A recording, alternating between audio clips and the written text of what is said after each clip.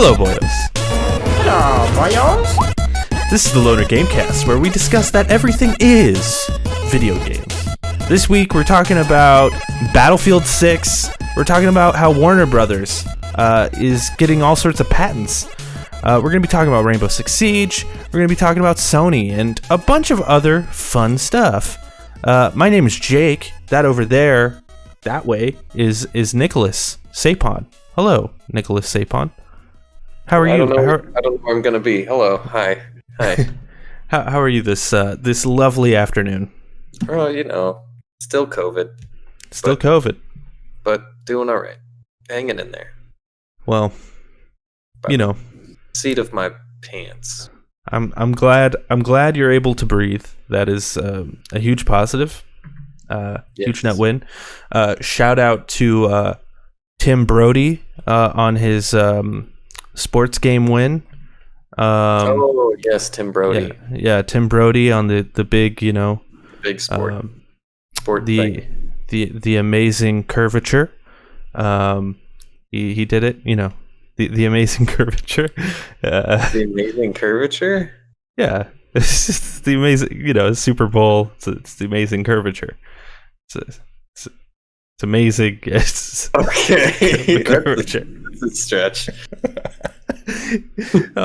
All those sportsmen, famous WWE pro wrestler Rob Gronkowski, with 2 touchdowns and a strike right down the middle. Right down the middle. Right down. Yeah, he knocked hit down all the pins. All the pins in that game that he uses his feet to move, and he did it. I'm proud of him. And he knocked it out of the park with that one. I've never seen a stronger sports guy. So let's talk about video games, shall we? What you been playing, Nick? Oh shit. Well, sorry, caught you off guard there. You caught me off guard a little bit. I've been playing a whole fuckload of Rocket League. I don't know if I've mentioned that in the past couple of episodes, but I've been playing a fuckload of Rocket League. I got the season pass. One does. And it's really like you actually bought the season pass? Yeah, the battle pass or whatever. Yeah. Because I don't know, I like the game, but doing that, it's just now I have an incentive. I have stuff to go after. It's I need one more game to level up and then get the next thing. I need one more, and then that kind of mentality goes and it goes, and right now I think I'm level 60 in the battle pass, and it's been a week. I'm what the fuck am I doing with my life? But no, it's fun. It's fun. That's every video game, though, right? I mean, you play them long enough, and you're just like, "What the fuck am I doing?" It's true. It's true. It's really fun though, and the music's good, and everybody knows what Rocket League is, so I don't have to explain it. Also, I've been playing a little bit of Apex, and they just released a new season in that one as well. New season, season 8. I want to say, new character. He's broken as fuck.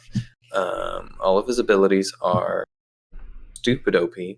And been dying a lot in that because I'm no good. And the season pass for this season is horseshit. It is so bad. When did they add sprays?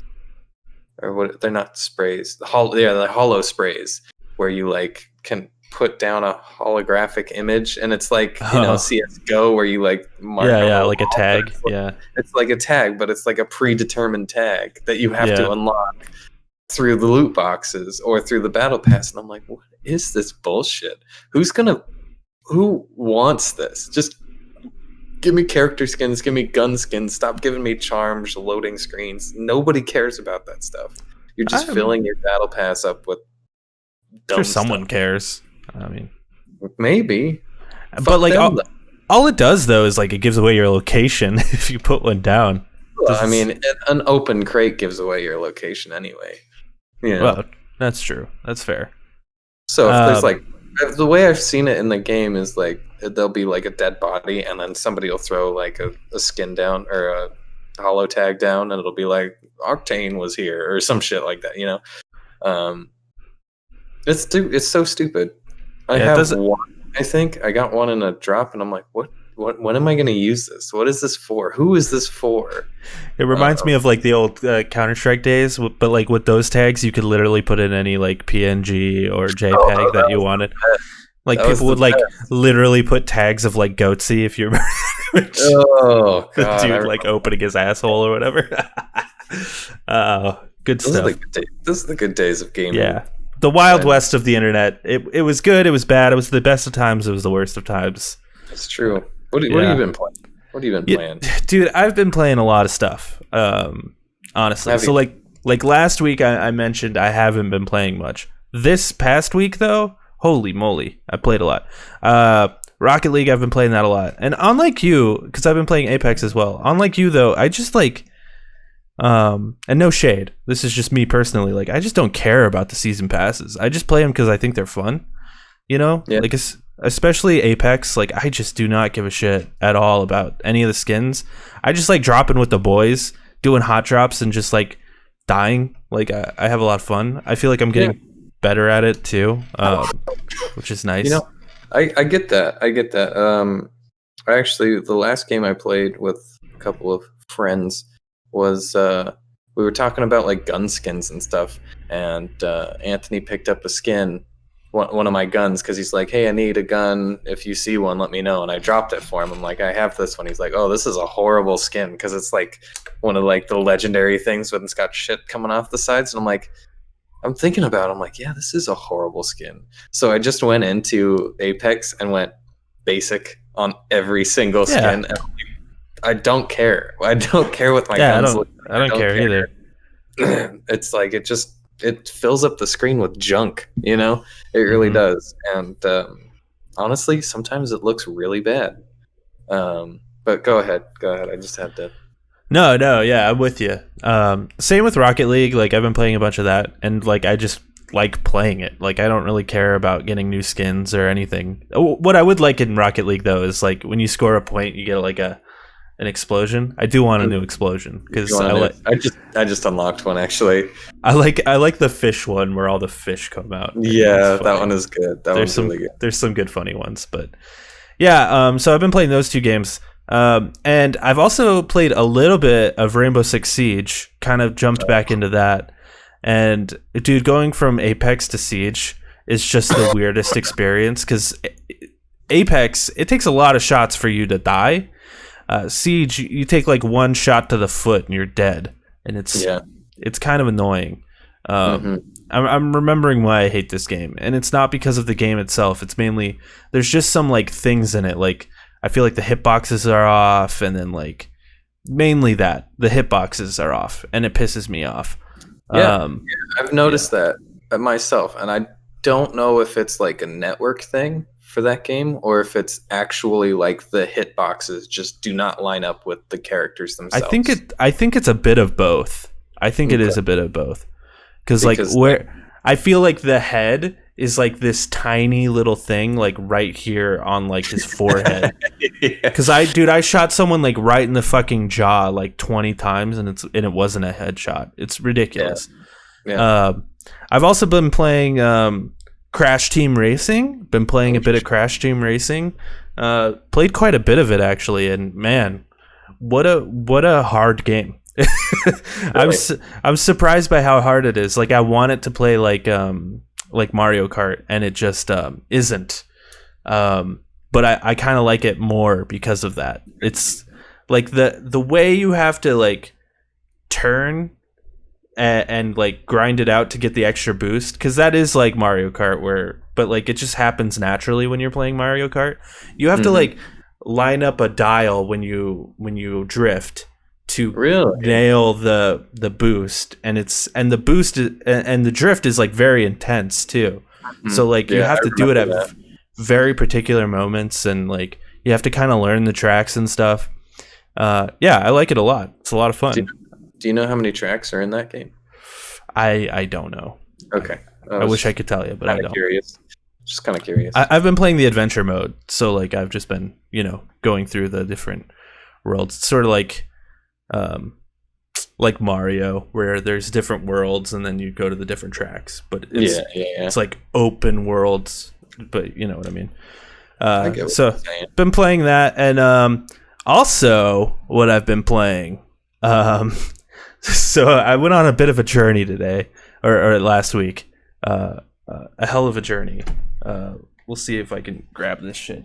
I got myself a little NES action going on, and I went on Facebook Marketplace and I was like, "Hey, is anyone selling a CRT TV?" Went out and bought a small little CRT TV that's on my desk. You could kind of see it right here. So I bought a CRT for $20. Bought a little NES clone so I can play my NES Tetris. Okay. And of course. I've got Contra somewhere at my house, so I plan on playing that. But I also found while I was on the marketplace, the Facebook Marketplace, someone was selling a PS2 for $20, and they're like, I don't use this thing, so I went and picked up a PS2. Haven't played it yet, but it's been a fun little journey I've gone on collecting all these things throughout the week. So yeah, also did that. That's pretty nice. Yeah, it's just been a fun activity. All the retro shit. Yeah, I'm not even trying to collect either. It's just stuff I want to play. You know, it might turn into a collection one day, but I didn't buy it to collect. I just bought it because I want to. Maybe I'll buy ATV Off-Road Fury just because I played that a lot as a kid. I don't know. We'll see. We'll see what happens. That's a good one. Yeah, it's classic. Yeah. So yeah, that's kind of it though. That's kind of cool. I did wanna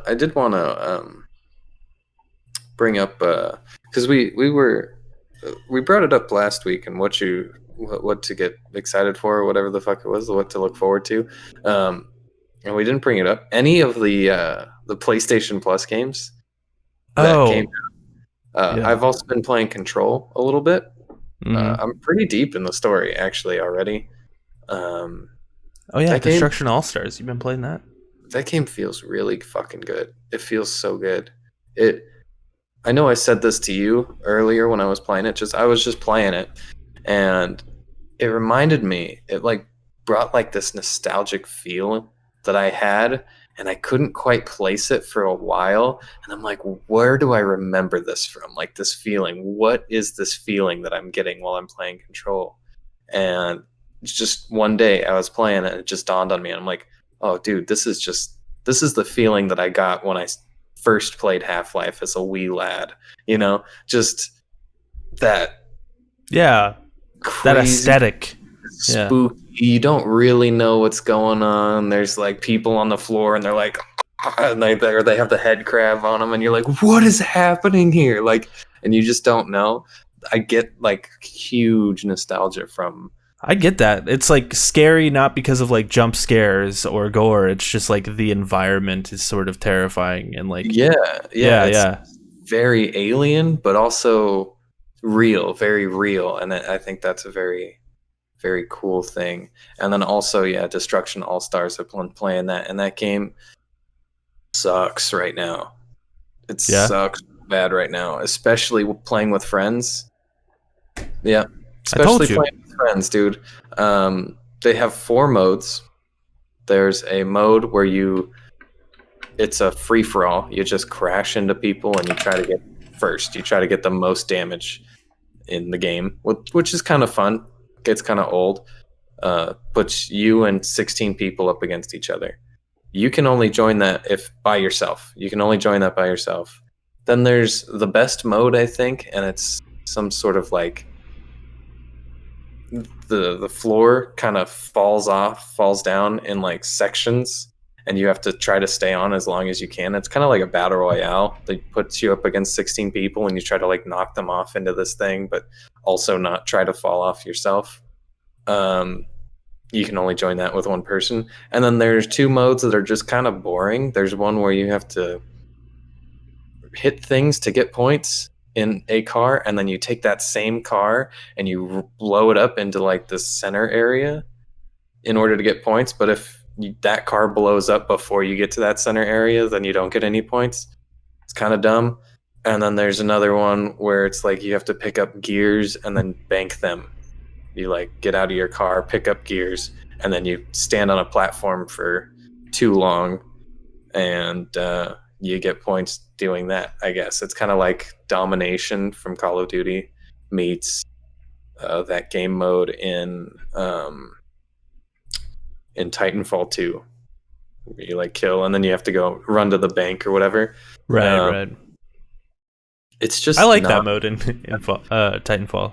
Yeah, it's super good, but it's nothing like that, and it's a bad version of that in Destruction All Stars. And those are the only two modes that you can play with friends. Is the 8v8s. You can't do any free for all stuff. And I'm like, this is dumb. There's no like good cosmetics. It's just like you pay $8 to change the color of your character, and it's like, I don't want to do that.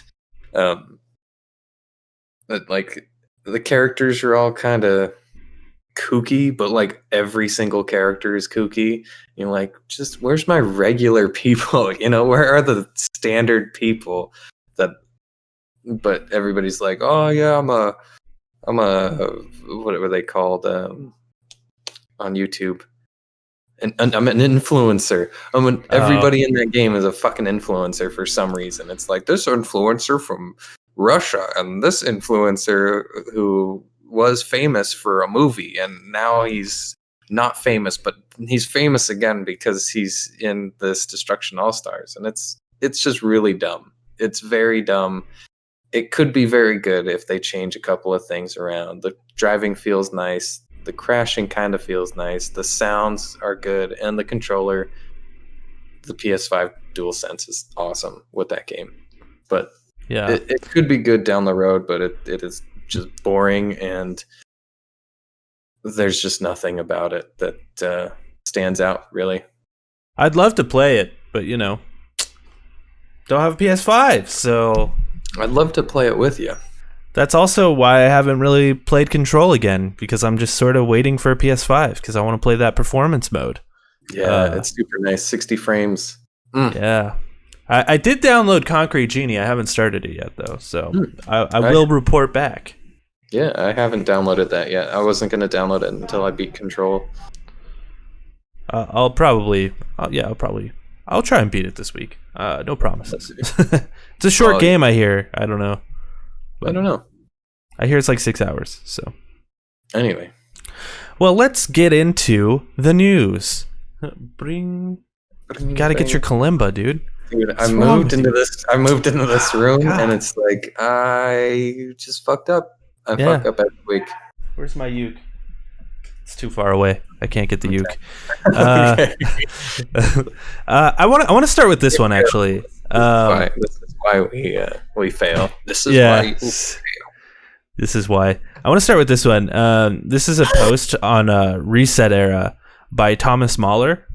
He was the director of Ori, and he did Ori and the Will of the Wisps and stuff. Okay.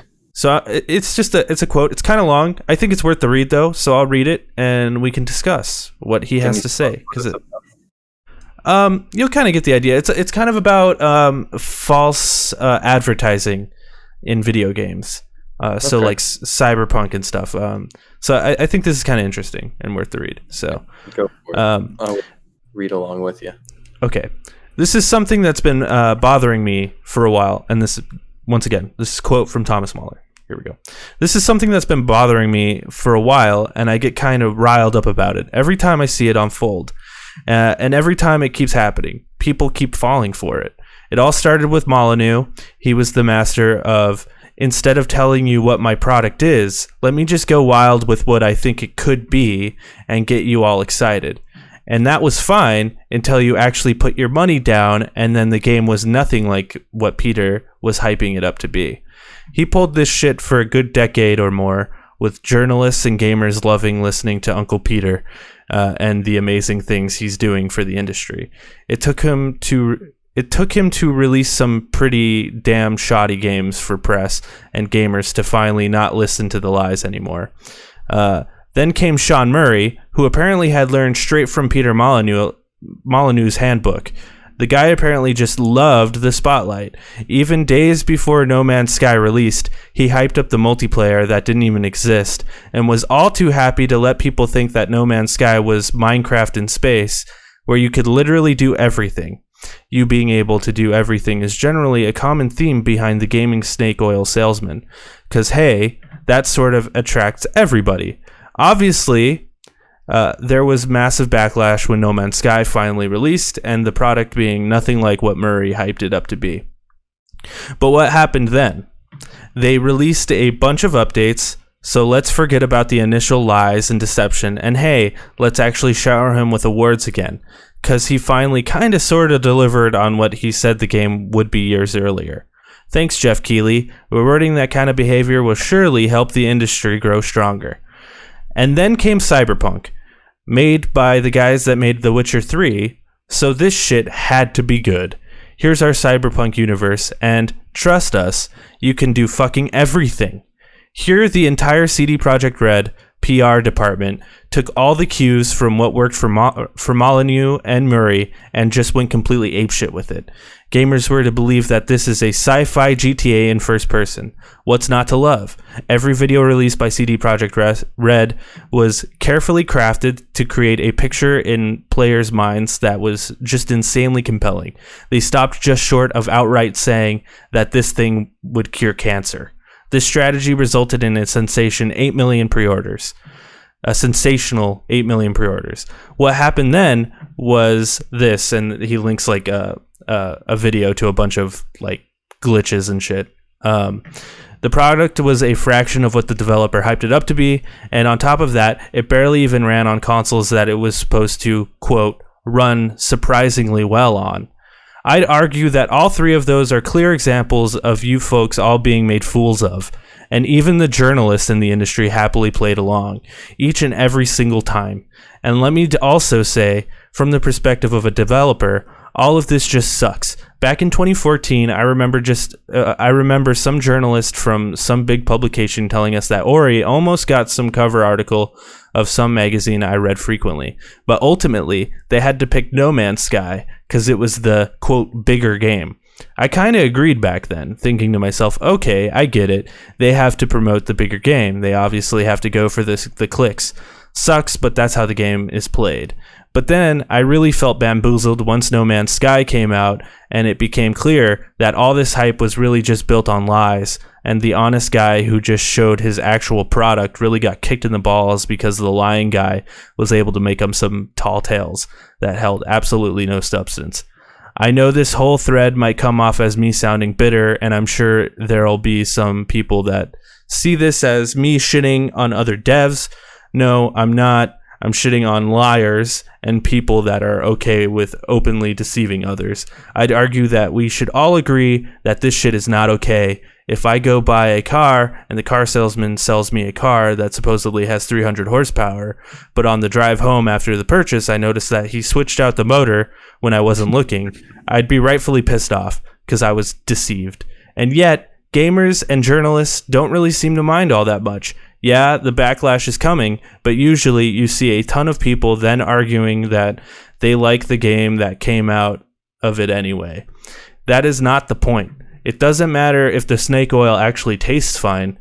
Don't sell me on features that don't exist. Don't paint a picture that you'll not be able to deliver. Just don't fucking lie to me. You're fucking over gamers. You're fucking over journalists that should know better. So shame on you. And you're fucking over the developers. There, I said my piece, felt like a chip I needed to get off my shoulder, and I think this is a wrong that should set right so that this won't happen again. So I just thought that was interesting. I thought that was... well said, Thomas Mahler. Yeah. I think that's true. Specifically with like No Man's Sky, which was just totally like an indie game that some people were working on, got way the fuck overhyped, and Sean Murray, as much as people love him now, was totally the perpetrator of this. Everyone was like, well, it's Sony because they give him all the money and they gave him the press.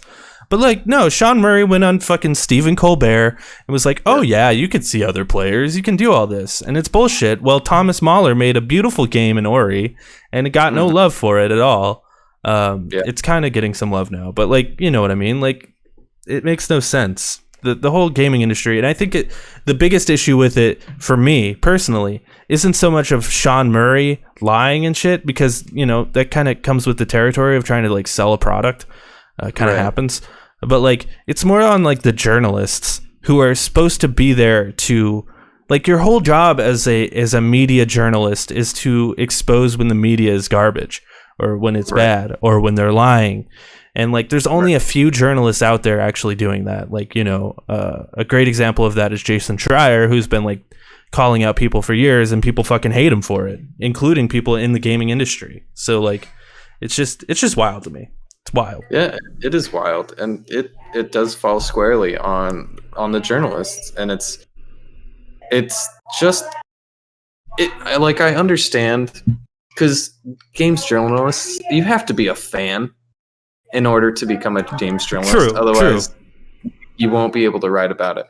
So I can understand where like you get so hyped for something, you just play right into like the PR stunts and, you know, the overhyping of games, and like, oh, this game's gonna be awesome, this game's gonna be great, and then you get it, and then you're like, oh, well, it's okay, but it's not what they were selling, but it's fine, it works. And then you write about it, it's like, you know, it's okay, but they never bring up like, well, this isn't in it, and this isn't in it, and they didn't put this in it, and this wasn't here either. There's no, and even the initial like reviews of Cyberpunk, when those came out, they were all like positive reviews. Everyone's like, yeah, it's great. No one was like, yeah, it's great, but it's missing like tons of features that were promised. I still like it. Like, that's fine if you play the game and you're like, I'm being an objective like journalist reviewer right here. Like, I like the game a lot, but it's missing a bunch of features, and if you were expecting these features, then don't buy this game. That's not what happened. The game was well received, and it was purely just off of the hype of it. Yep. The only thing that I saw on like on the journalistic reviews was people that were just saying like, hey, it's a little buggy. Yeah, exactly. But it's fine. It's good. It's a good game.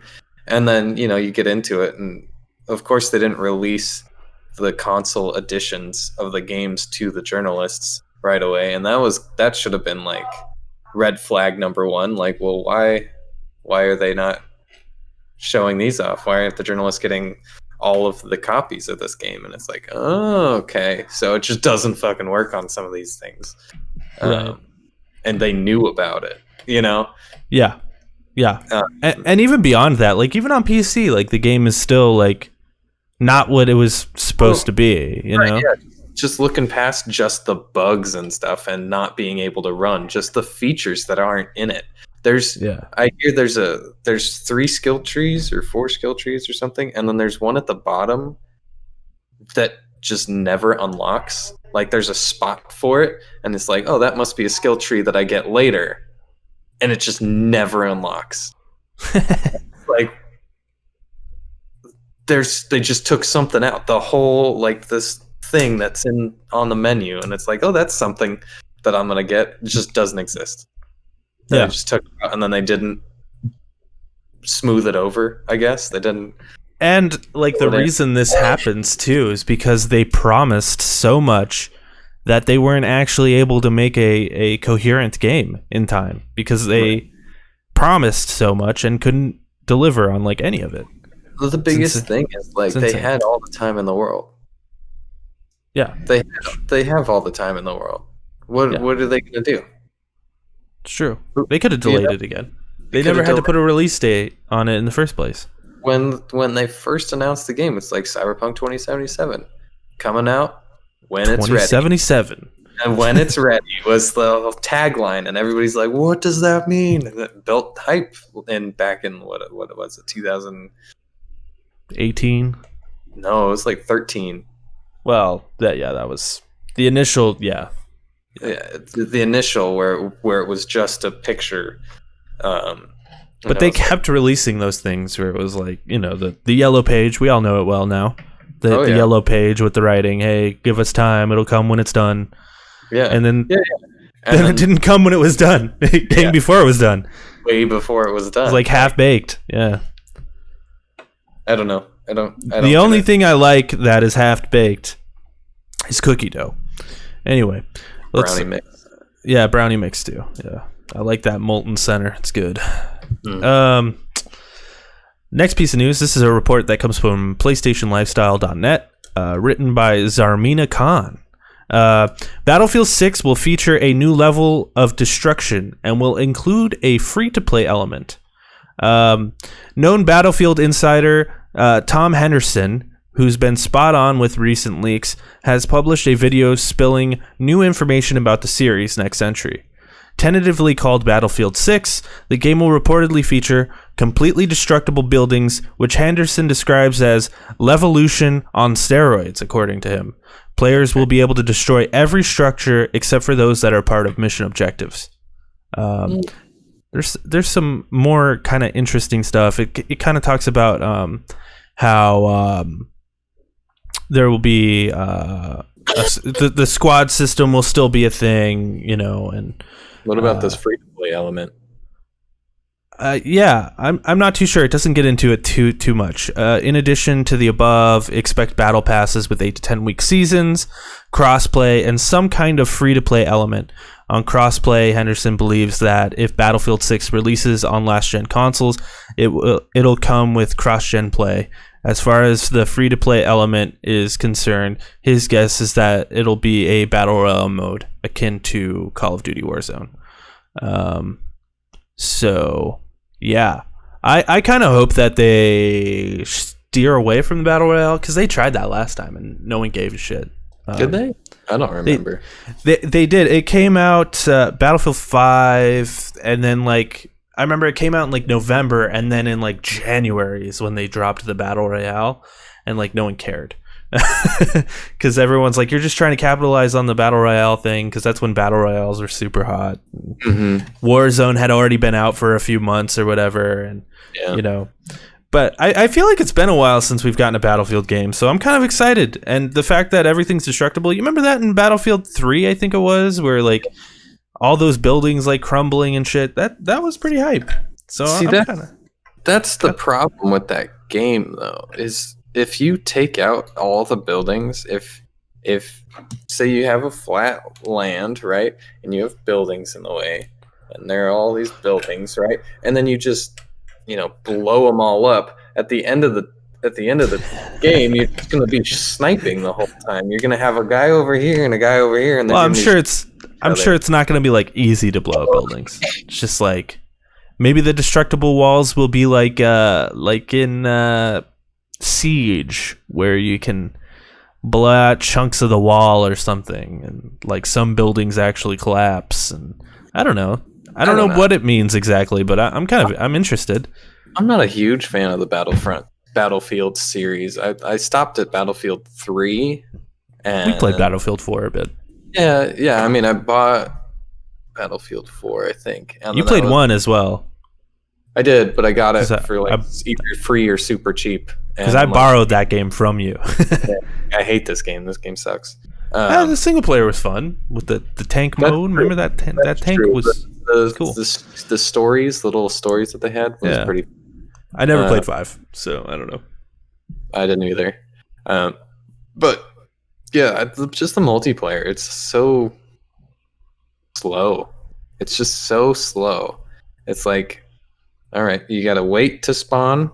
And you spawn, and then you fly down, and then your character goes hut hut hut hut and runs to the objective for 30 minutes, and then you get to the objective, and that's it. And then you gotta spawn and run to the objective for 30 minutes, and that is just not a game style that I like. Don't.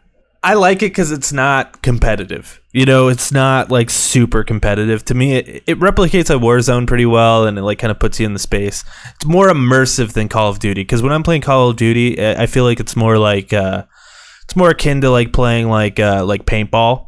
It's like paintball, the video game, sort of. When I play it, I think of it more as paintball. When I play Battlefield, though, I feel like I'm on a war zone with the boys, especially when we're in a squad together. I'm hey, I'm at Objective A. I need help over here at Objective A. Okay, Tango 6 or whatever. right. And I like that. It's it's like the Smash Bros of shooters. It's the because it's more casual. It's more casual. They have all of your favorite characters from all the best franchises. Yeah, they've got Captain Price from Call of Duty. They got that other guy from Call of Duty. They got you shoot Saddam Hussein. Oh wait, that's Call of Duty as well. Yeah, I don't know. What I mean is like, fighting games like Mortal Kombat, Street Fighter, those are all very intense, but then I know what you're talking about. Yeah. Don't give me shit.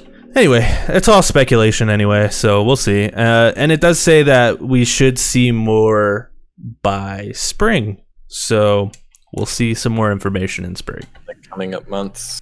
Yes. I mean, I'm sure EA has a lot of shit planned for like Apex and Battlefield and True.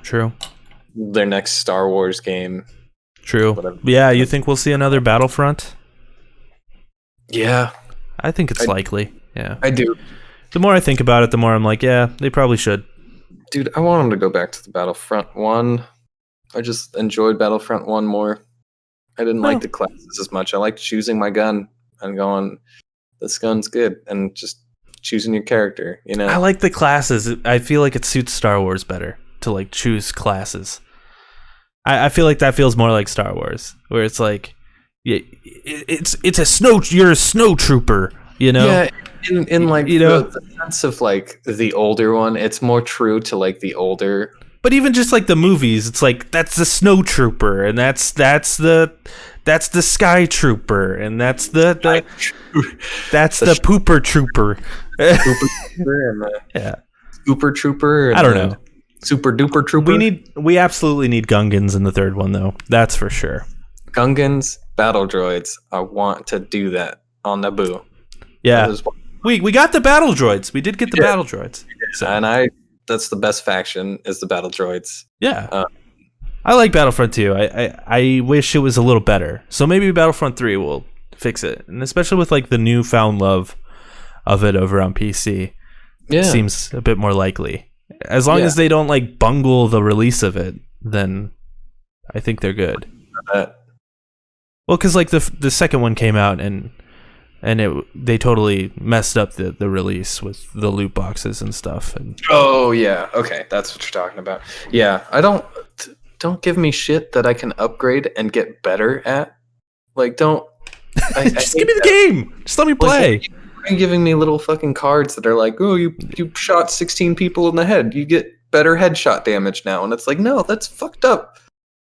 I don't have that much time to play, so somebody who has like 500 hours in this game is just going to shoot me once, and I'm going to die, and I have to shoot them 14. And that's always been the issue with like Naughty Dog online games, right? Like, they're always so fun, but then the dude who's put like 500 hours in has all these like upgrades on his character, and you're like, I can't even play because this guy's an asshole. Yeah. Naughty Dog's really bad about that too with their DLCs. Their DLCs is like put pay to win. Yeah. Anyway. Well, I think their thought process is like, well, this game's dying. Let's make some money. Like, let's. we're not online anyway. Like, that's not our thing. I mean, fair enough. Also, where's factions? Oh my god. Moving on. Warner Bros. Interactive Entertainment has been issued a patent for the Nemesis AI system found in the Middle-earth Shadow of Mordor games. What does that mean, Jake? What does that mean? It means that no one else can have a Nemesis system in their game. And I think that's just the worst news to come out. That is pretty bad news. Yeah. I hate that. I actually, Jim Sterling did a great video. I think he'll cover it, or they'll cover it better than I'll be able to even say. Like, he did a great video, so go watch that video. But like, I think it's still worth mentioning. Like a great example, which they actually mention in their video. Namco got a patent on gameplay during loading screens. No way. Like 20 years ago. Yeah, that's why with those old Namco games, I remember like even in Test Drive, you could like play Snake during the loading screen. Or yeah. And that's why you never saw it in another game, because Namco had a patent on it. And 15 years went by where we could have had some kick-ass loading screen games, and it just didn't happen. And the patent ended, I think, in 2015, and we haven't seen iterations on that since then because there was 15 years where innovation could have happened and it didn't. So now no one cares. But like, you know, I just think it's weird to patent art, which I consider video games. You know, patent an idea. You know, well, I guess that's kind of what a patent is. But like, you know, that is what a patent is. It kind of brings up the thing with there's like a German guy who invented the seatbelt, and he specifically did not put a patent on it. That way, every car company could throw a seatbelt into their car, and it's like, yeah, that's kind of how it should be. It should be like to bet, like, because it's not like. It's so greedy to be like, this is ours and nobody can use it. Nobody else can use it. You know, it's like, instead of putting it out there for somebody else to make it better, to make a better version of it, to put some resources into it, that way you get like a call and response. You know, you're like, hey, we did this thing. It works really good. And then, you know, 5 years later, a company's like, hey, we took that thing and we made it a little bit better. Made it better, exactly. How do they do that? We got to figure that out and then make it better then. And it just kind of, it stops all production of whatever it is that's doing. Well, and that's like a great example too, because like Shadow of Mordor itself is derivative. Like, besides the Nemesis system, like the game it's Assassin's Creed with Batman combat, which granted Warner Brothers owns Batman, but like, you know, but that's what it is. It's all, everything is derivative to a sense, and it's all about, especially like art pieces of artistic things. Right. Like, you can't patent an A chord, you know, on guitar. That'd be stupid. Right. So, yeah. Like, oh, you played an A chord in your song. That's my chord. I own that one. I'm going to sue you now. Yeah. You kind of played like that lady who patented the Happy Birthday song, and that's why a bunch of restaurants copyrighted it. Yeah. Happy birthday to you, or copywritten. Yeah, it wasn't patent. But, you know, it's the same kind of thing. It's like, what the fuck? This is a Happy Birthday song. How do you have rights to that? Like, finally, that's in the public domain, so that's good news. Oh, yay! That's the one that we need. But that's why I always came out with the Beatles song. I hear it's your birthday. Yeah, no. Okay. Anyway. Anyway, Sony sold 4.5 million PlayStation 5 consoles last year. There's not say that. I feel like we went last week. We may have. All right, we're going over it again. Let's do it. There's not much to read into PS5 sales numbers until people who want to buy one are actually able to do so. But at the very least, the console's launch seems to be broadly comparable in size to the PS4's. PS4 also shipped 4.5 million units in its launch quarter. I can't remember if we covered this last week. I feel like we didn't. I feel like we maybe just talked about this in our personal lives. We could have. But I don't think that. Yeah, like this says here, it doesn't really mean much. Just because it hasn't sold as many as it probably would have if AMD wasn't fucking up so hard right now. Do you think AMD is fucking up so hard? Oh yeah, it's absolutely AMD's fault that because it's the chipsets that are the issue, which are all AMD for both PlayStation and Xbox, which is why there's a shortage of both, because AMD is in both, and also AMD is monstrous. I mean, yeah, AMD is doing fucking great right now, but also I think their stock price is like $850 or something. It's insane, ridiculous. But also 4.5 million PlayStation 5. It's nothing to scoff at. That's a lot of units. Even if it's like a shortage, it's not much of a shortage. But consoles are dead, folks. That's what they keep telling me. They keep telling me the consoles are dead. I don't think that's true. They're still here. They're still kicking. Anyway, let's move on. It's not really much of a story. Whatever. Terraria Terraria on Stadia canceled after developer is locked out of Google accounts. Do you have this like pulled up?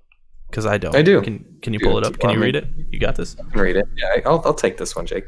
Yeah, thanks. Apparently, Andrew Spinks of the Terraria development team got locked out of his Google account, and he tweeted 3 times regarding it.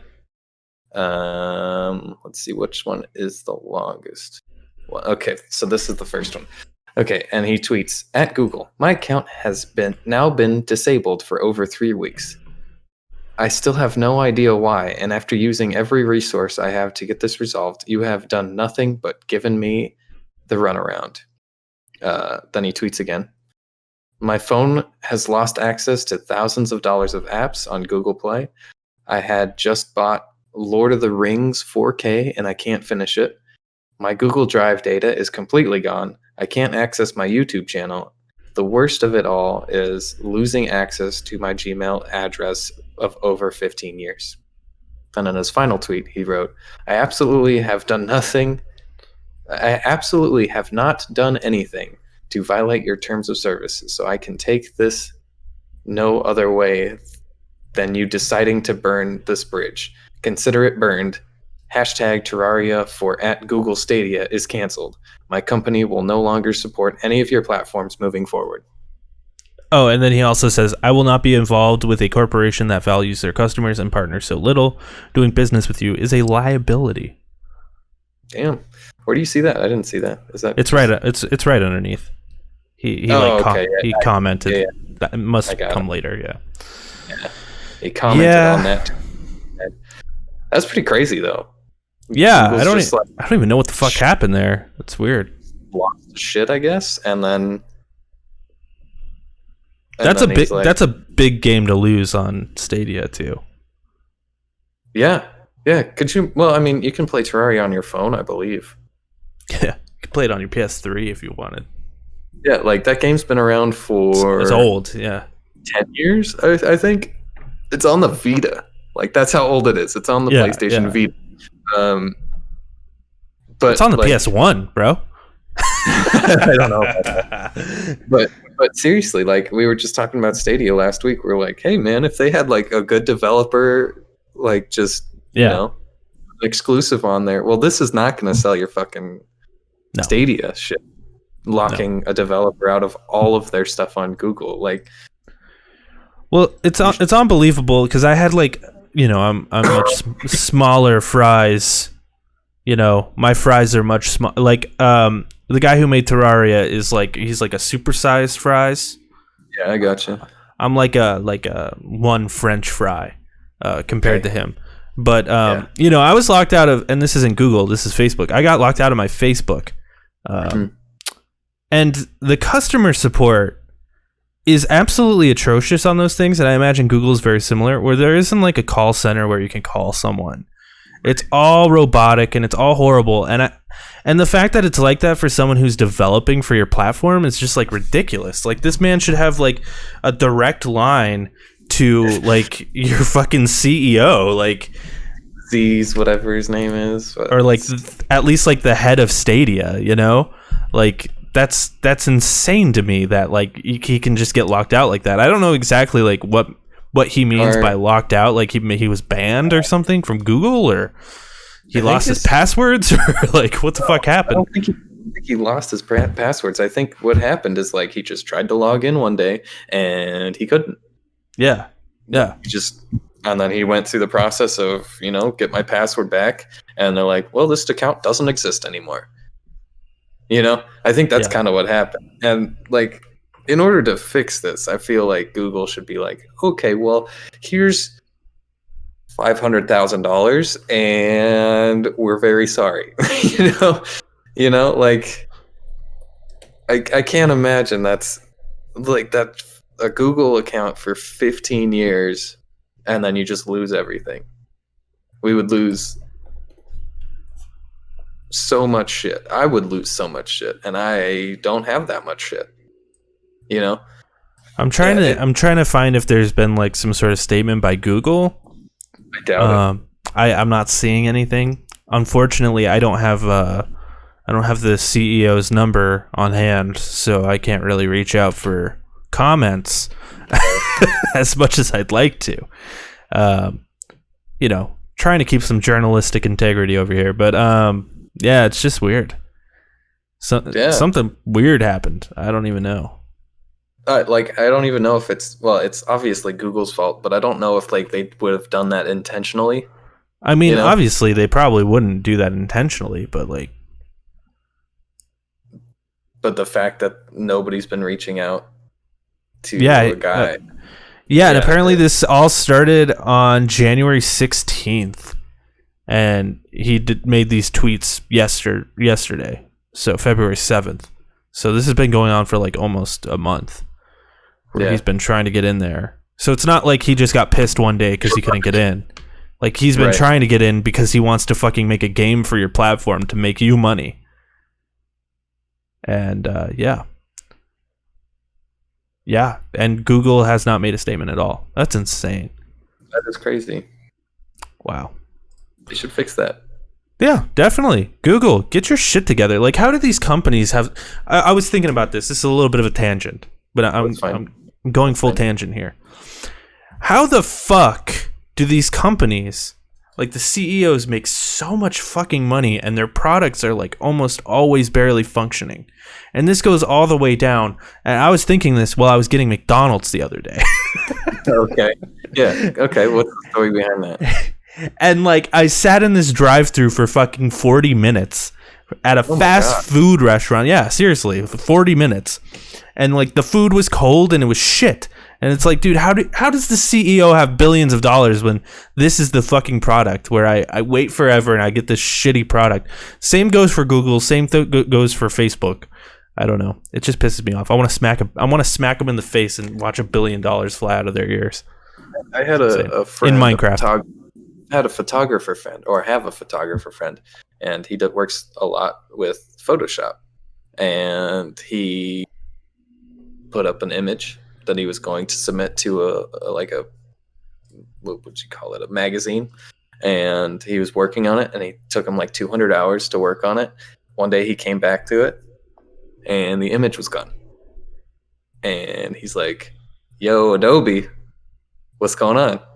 And same thing, just didn't get back to him.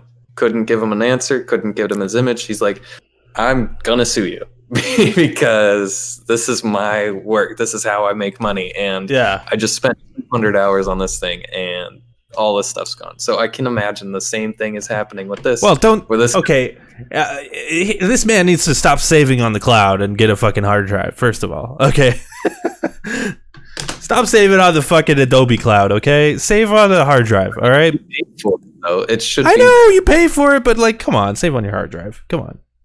What if you don't have the space? Well, if it's your job, I fucking hope you have the space. I have the space. I don't save. I don't save on the cloud. Customers a product, and you're saying your product. I get you. I understand. I understand. Going back to the Cyberpunk No Man's Sky thing, you're going, our product can do this and it can do this, and then you release the product and it doesn't do any of those things, and people are expecting it to do those things, and then when it doesn't do those things, then true. Yeah, I hear you. I hear you. You're not held accountable because you're a big, large corporation that has insane amounts of money that just doesn't care about the one little guy who lost everything. It makes me mad. Yeah, I hear you. It's frustrating. So anyway, what to look forward to next week? I don't know. It's an endless void of nothing. Who knows? That's not true. I'm hosting next week, so That's true. This is the year of Nick, so we'll get something. I'm sure. You got me to look forward to. We'll get the announcement at Metroid, or something. Who knows? Or the Breath of the Wild 2. Yeah. Breath of the Wild 2 coming out. Something from Nintendo eventually. I know it's been a while, and I remember last year February was when they did their big direct thing. Big reveal, yeah. Yeah, and that's where they announced. Hype. Yeah, they announced Animal Crossing, and and Luigi's Mansion, right? Yeah. No. I think so. Last year? Yeah, I think No, that was the last year year. before. Might have been the year before. Mate. Might have been the year before. I don't know. Yeah, Yep. that makes sense because Animal Crossing came out in like March last year.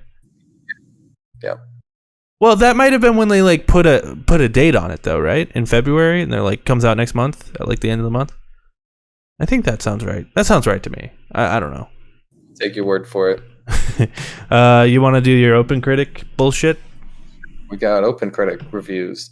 Nothing really crazy standing out, but I know one of you listeners has been eyeballing this game for a minute. It's I don't know how you say it. Elijah.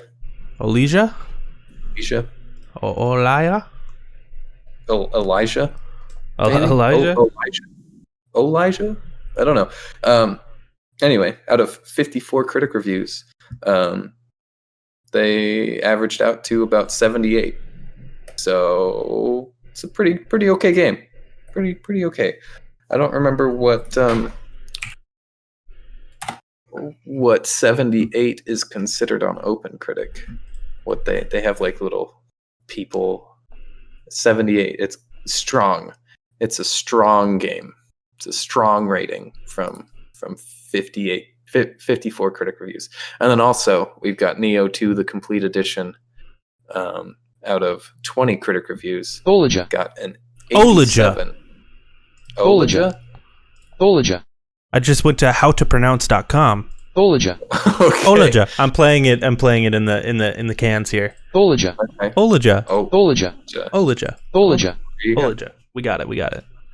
Olaja. Sorry about that. And then Neo 2 the complete edition for 20 critic reviews, averaged about 87. Hey.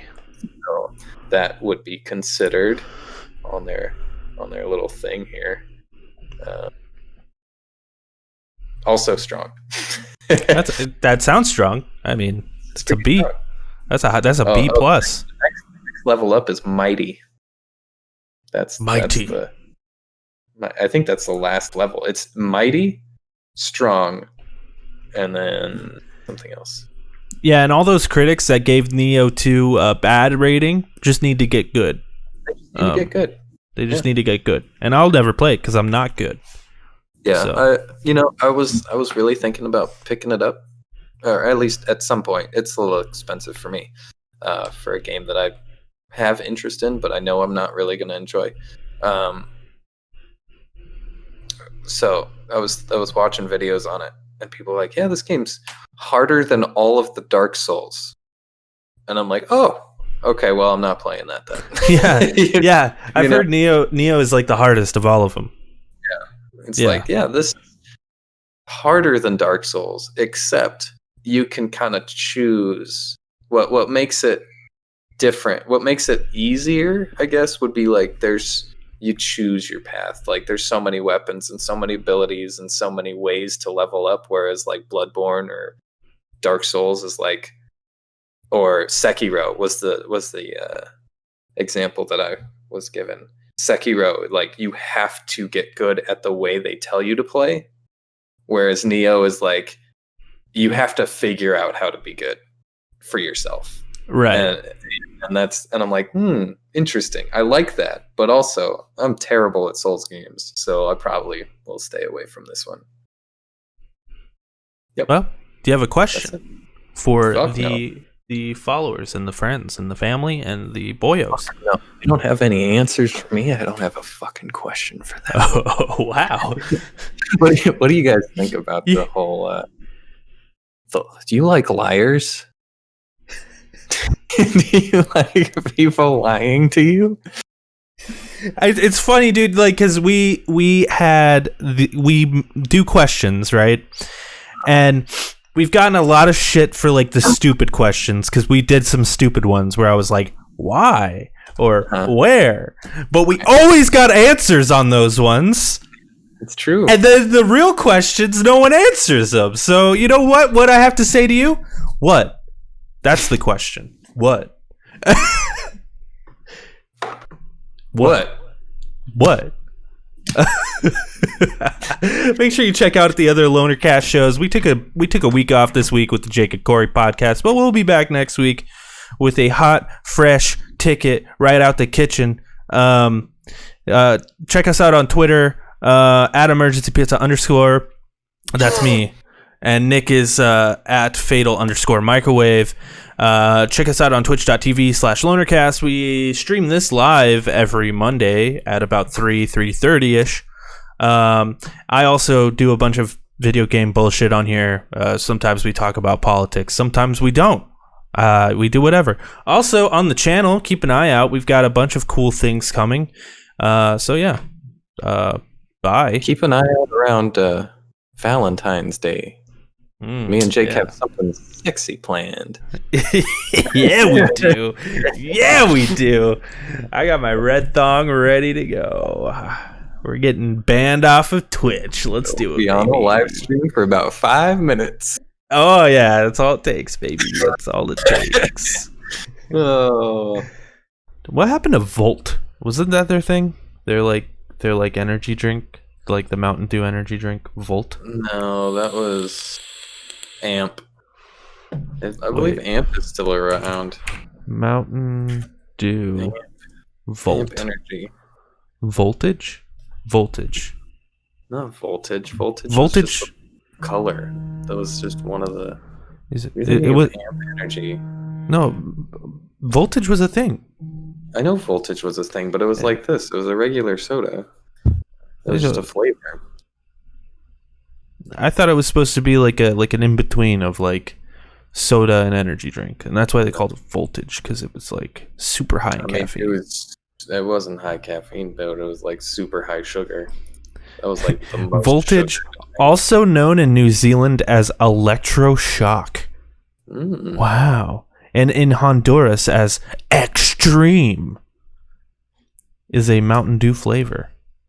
It's blue. We're just gonna make this a Mountain Dew podcast. Blue raspberry. Yeah, this is going in the show. Okay. Absolutely. No, the energy was Amp.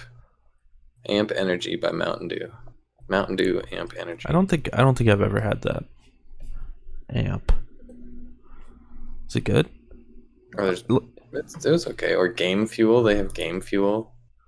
Yeah, but that's just like Mountain Dew. Tastes like Mountain Dew. I've had. Well, yeah. I mean, all of these taste like Mountain Dew. They're all Mountain Dew. The voltage tasted a little different. It hit different. Flavor. Yeah, it hit different. Flavor. But they never called it Mountain Dew Volt. It was just Volt, or voltage or whatever. That wasn't a thing. Yeah. Whatever.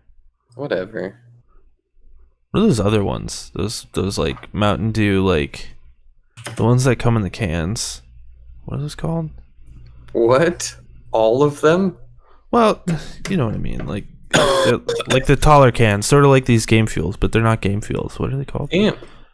No. Oh, you're talking about like the Mountain Dew. Mountain Dew with like coconut.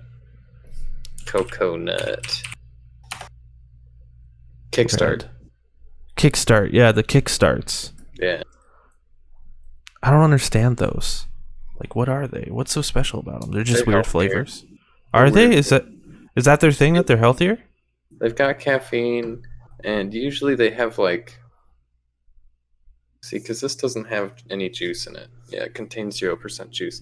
Whereas this one contains 10% juice. And... I feel like at least one of these had like coconut water. Yeah. Here it is.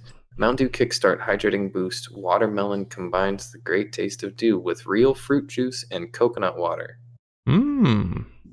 So that was the whole Kickstart thing, was coconut water. It was I liked them. I liked the fruit punch one was good.